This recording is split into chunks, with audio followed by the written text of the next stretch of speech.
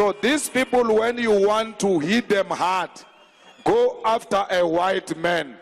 They feel a terrible pain because you have touched a white man. Not because Mashaba and Soli will not be touched. They will be touched, don't worry. But we are starting with this whiteness. We are cutting the throat of whiteness. Whiteness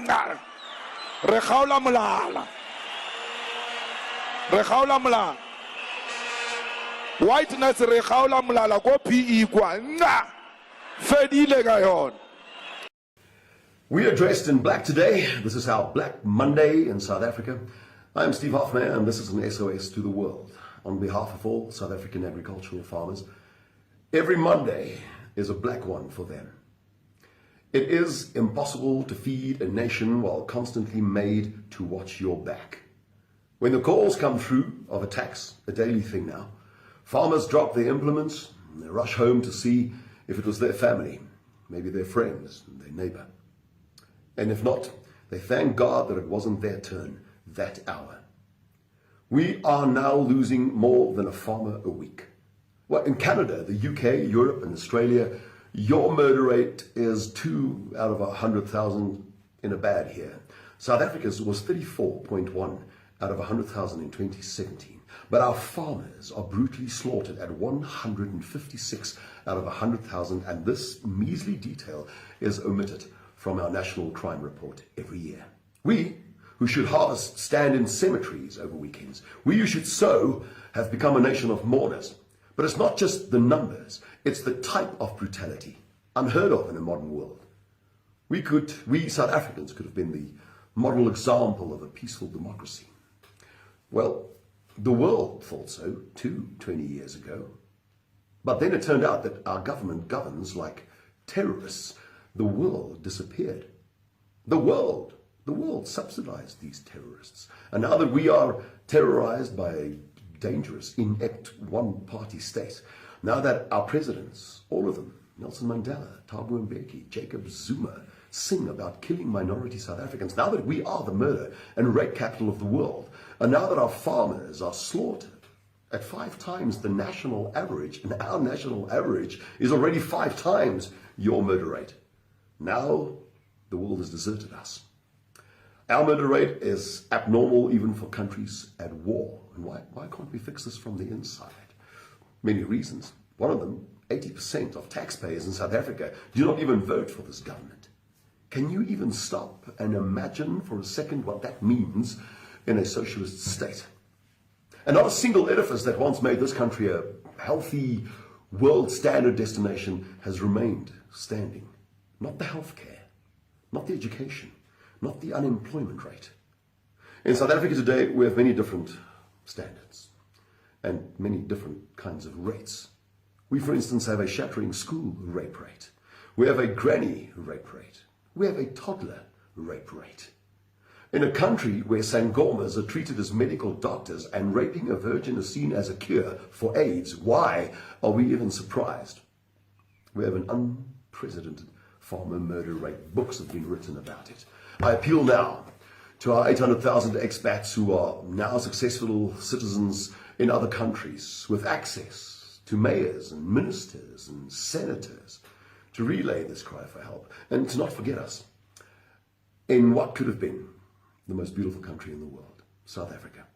We appeal for intervention for all victims, but especially for our South African women and children, black and white, and then for the single most dangerous job in the world, that of the South African commercial farmer. I would not ask for help if I thought the farm murder rate was decreasing. It is not. It is at an all-time high. It is more brutal than ever, and there seems to be no will from the state to do more than pay lip service to pacify the world. Our farmers are a small minority, and minorities count for very little in African democracies. This small minority asks of you today to not be fooled by the state and the silence from the state. If you can't hear a scream, it's because maybe there's an ocean between us. But a farmer, his wife, his son, his daughter will scream tonight as they defend each other to the end. This, for us, is a reality, and we hope it can become real for you too in a matter of time. And when you wake up as a minority in your own country, sooner than you think, you will remember this. A farming family will in all likelihood be attacked before the end of day, and a woman will be raped by the time I thank you for listening.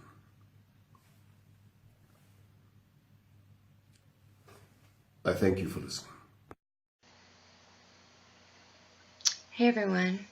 So as you can tell from the first part of this video, I kind of want to show a comparison of the unfairness faced by the white minority in South Africa. And I want to use Steve Hofmeyr in this because I have been seeing so many disgusting stories and discrimination against him for telling the truth and continuing to speak out for his people. And it really makes me angry with my knowledge of what is going on in South Africa, and it just disgusts me, quite frankly. And I showed those two clips at the beginning as a comparison because Julius Malema, and for Americans who do not know, he is the leader of a political party, the EFF. And this was a speech given by him at a political rally filled with followers. So then it goes on to show a clip of Steve, speaking out to the world. And the reason for him having to speak out to the world is because of the incitement from the first video that is constant. For any Americans who don't know who Steve Hofmeyr is, he is a well-known singer, and actor, writer in South Africa. He's Afrikaans, and over time, I guess he has become an activist for his people. And he has suffered greatly for it. No good deed goes unpunished, right? So he is just crucified by the media for every move he makes. He is called every name in the book for speaking the truth. I have searched and searched and searched for anything that can be used against him to call him a racist or any of the other things that they call him that amount to evidence of actual racism. And I have yet to find any. Instead, he's called a racist and a radical and a white supremacist without evidence. If you call someone a racist, a white supremacist, a radical, right-wing, basically Nazi, without evidence, that doesn't make you right. That makes you an asshole. And that makes you a race baiter. And that makes you a racist. So I found a disgusting story today on about Steve and all of the recent discrimination that's been going on against him. And I wanted to speak on it a little bit because I feel that he's judged very unfairly and that not enough people stand up for him. This man has sacrificed a lot for his people to just tell the truth and try to use his platform for the good of his people. He didn't have to do any of this, but because he chose to, he has lost money, he has lost many things. And for any critics that are his own people. Maybe he's not perfect, but who is? Everyone's human. Everyone makes mistakes in life. We live, we learn, we grow. And that's just the way of it. It's just most of us aren't under a spotlight of the media 24/7 to tell the world of every mistake that we make. So before you judge him, think of all the people that you know that are absolutely perfect.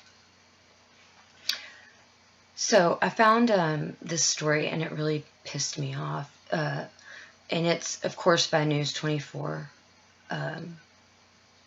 So by Peter Dutoit. Peter Dutoit is what I like to call him.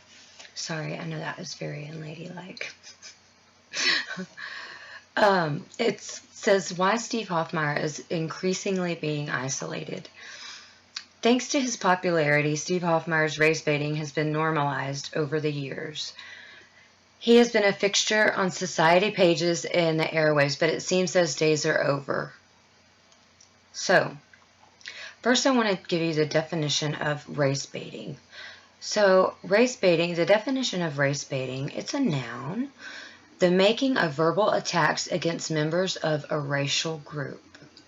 And the unfair use of statements about race to try to influence the actions or attitudes of a particular group of people. I have not seen that from Steve Hofmeyr. I have, however, seen that from Julius Malema, which I just showed to you. And he has just recently been cleared of hate speech charges by the South African Human Rights Commission, 4 charges, one of which was for singing Kill the Boer. That's not considered hate speech, and he's not a racist. So it goes on to say, his racist comments, aggression, apartheid nostalgia, and association with separatist organizations and right-wingers have finally caught up with the singer, who calls himself a Volks nationalist. This week, broadcaster MultiChoice told the organizers of the Gomas and Afrikaans Music Awards ceremony that it would cancel its sponsorship of the event if Hofmeyr remains on the bill. The organizers complied with the ultimatum and were then themselves boycotted by a small group of Afrikaans pop artists. A Cape Town-based pop station also withdrew its support of the event. MultiChoice's decision came hot on the heels of MTN, Toyota, and Media24 withdrawing their support of Afrikaans' group, a money-spending mega concert where Hofmeyr also performs annually. Hofmeyr's transition from talented Afrikaans actor and singer to ethnic fundamentalist has been in progress for years, and society's changing view of Hofmeyr has tracked that. In 2015, Pick n Pay and Jaguar Land Rover withdrew their support for Afrikaans' group, while in Ibos, the Afrikaans Festival in Nelspruit has shunned Hofmeyr since he belted out the apartheid anthem, Die Stem. The year before, he was dumped by the Klein Karoo Nationaal Kunstfees. Don't make fun of me. In 2015, and hasn't performed there in years. Hofmeyr is an enigmatic figure, an actor, pop singer, and published author of well-received Afrikaans fiction. He's managed to be cast as a martyr for a section of whites and Afrikaners who fear being decimated, murdered, and raped. Yeah, they fear it because 100,000 of them have been murdered since 1994. The sweeping narrative in many of his songs is that of a country on the brink of a land on the edge of destruction and of people calling out to God for deliverance from genocide. He successfully tapped into the formula perfected by some rightist groups in which the pre-1994 era is romanticized as a period of law and order, civic obedience, faith, old-fashioned values, and prosperity. That's because it was. It was law and order. It was civic obedience, faith, old-fashioned values, and prosperity. And of course, he's wanting that. Who wouldn't want that compared to the murder rate in all of South Africa today, and the fact that only 8% of these murders are ever even solved because of police corruption, and just it's just disgusting. And for him to be crucified and attacked for trying to preserve the heritage of his people who exist one place in the world, and that is South Africa, is just disgusting. It's horrible. You can take away flags, you can take away whatever you want, but you can never take away history. It is always going to be there. And the history of South Africa, and who built it, who created it, who made it great, a first world country, you will never be able to erase that, nor will you be able to erase who destroyed it. So it goes on to say he's gone further than mere nostalgia and activism. He's tweeted that blacks are architects of apartheid. They are. Actually, it's the same exact thing today, only worse, because people are being slaughtered and there is no law and order. He's continued to sing Die Stem at his concerts. He has trumpeted, and he has trumpeted the old national flag. Okay, so Die Stem was their national anthem as Afrikaners, Boer. And it is actually a call for peace, and it's not a negative song.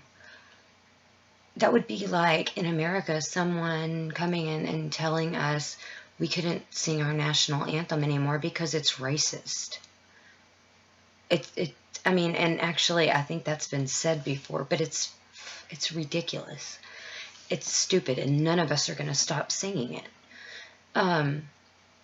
As far as the old flag goes, again, that is part of heritage. That is part of his history, where he comes from, where his people come from. Why should he not be proud of that?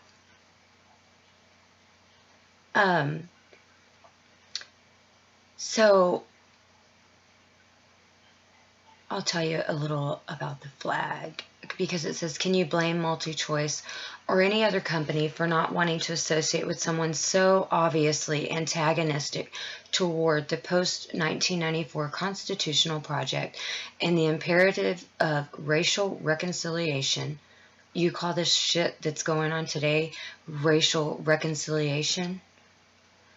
I don't call murder of innocent people, keeping them from being able to have a job and a livelihood, provide for their families, and their own government calling for their slaughter, which I'll show you at the end of this video. That's not racial reconciliation. That is murder, genocide, and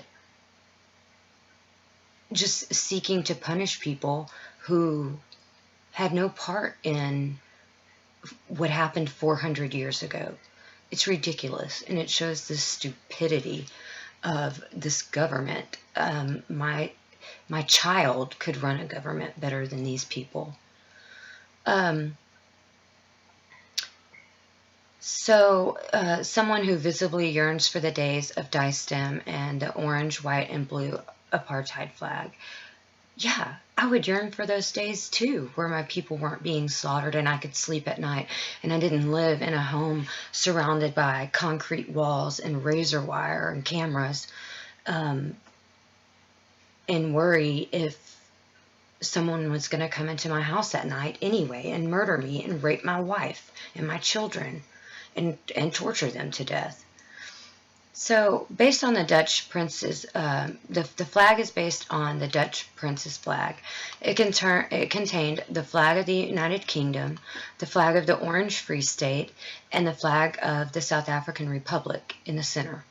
It was adopted in 1928 by an act of parliament from the first Afrikaner majority government. In 1948, after their election victory, the National Party unsuccessfully tried to amend the flag designed to remove what they called the blood stain, and that's the flag of the United Kingdom.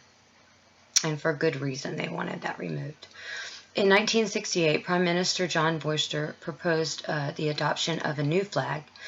In 1971, to commemorate the 10th anniversary of the Declaration of South Africa as an independent republic. Boer's idea did not gain parliamentary support, and the flag change never happened. As such, the flag was used during the entirety of the apartheid era as well, leading it to be labeled the apartheid flag. It's a symbol of Afrikaner heritage. You can't change history no matter how many flags you ban. It's just ridiculous. This man is Afrikaner. He is Boer. And it's not racist to be proud of your heritage. It's not racist to speak out for your people when you have a platform to do so. This is just another example of attacks and seeking to destroy someone's life because they are telling the truth and you want them to shut up. It is wrong. It is disgusting. And I hope to bring some attention to at least Americans so that if they read all of this garbage, that they don't believe it. Because you can't find the good stories. I looked for him, and he does a lot of good. And none of it's reported on. It just pisses me off, really. So at the end of this video, I'm going to show a video of Steve Hofmeyr singing Die Stem, and I'm also going to show a video of Julius Malema singing Kill the Boer. Okay, so Steve Hofmeyr is an evil racist, and he's being boycotted by Toyota, MTN, everything you can think of. He's been banned from performing in other countries around Africa. It's just ridiculous. And why isn't Julius Malema an evil racist? Why isn't he blown up all over the media? Why isn't the ANC taking him out of any political position because he is a racist and he is a race baiter and he is calling for the genocide and murder of an entire race of people? Yet Steve Hofmeyr sings the old national anthem, which is a call for peace, and is proud of his flag, and he's boycotted by cowards who are too afraid to stand up for what's right. Sometimes you have to stand alone for what's right, and you do it because it's right. Sometimes you have to take a loss or a hit for what's right. You do it because it's right. Steve Hofmeyr has taken these hits and these losses. Why shouldn't Julius Malema take them for his actions? He's been convicted of hate speech before. Yet there are no consequences for this piece of garbage.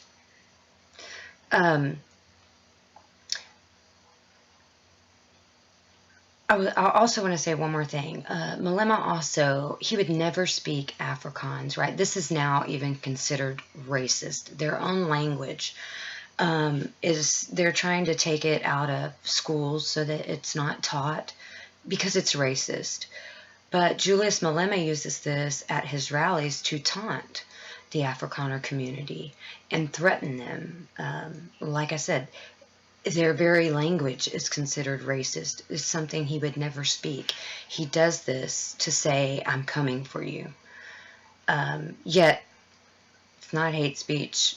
No big deal. He's not losing his job or any of the money that he's gaining from corruption. So, as I said before, I believe that Steve is judged very unfairly. And the last thing I want to say is I feel more people should stand up and support him. It doesn't matter what you think about his personal life. That's really not any of anybody's business. He just happens to be in the public eye. You know, I'm sure he's not ecstatic about everything the media says, but what can you do about it? You know, you just have to keep pushing forward. You can't let something that other people think about you take you away from something you love. So I just wish that I saw more Afrikaners or English standing up for him, really, and having his back and speaking out or boycotting these cowardly companies that, you know, are bending to a terrorist regime. I mean, I feel as a people, you guys should rally behind one another because there's already so much disunity and fracture among the community. And this is a weakness, and they know it. And this is where they attack. So I urge you to just try harder to come together. Even if you don't like someone personally, it doesn't matter. I don't like Alex Jones, but is it right that he's banned from all social media? No, because we believe in free speech, and that means for everyone. I know it's different there, but this man has sacrificed so much, and he's not given enough credit. And I will end here. I thank you guys for listening, and I will talk to you again soon. Good night and good day.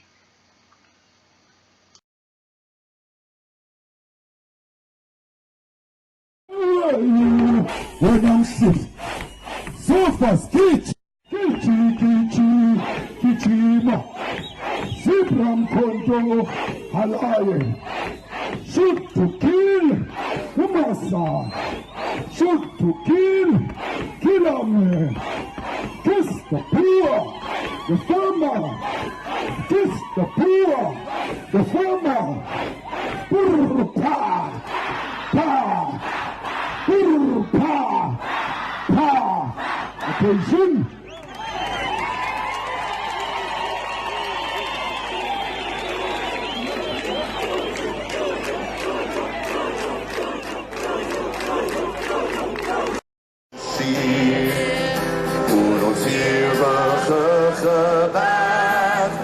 Waar je krasse antwoord geeft, voor ons ver verlaten vlaktes, met die krieën van onze vaart.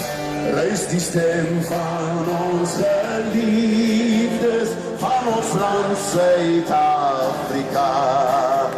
Ons sal antwoord op jou roepstem, ons sal offer wat jy vraag. Ons sal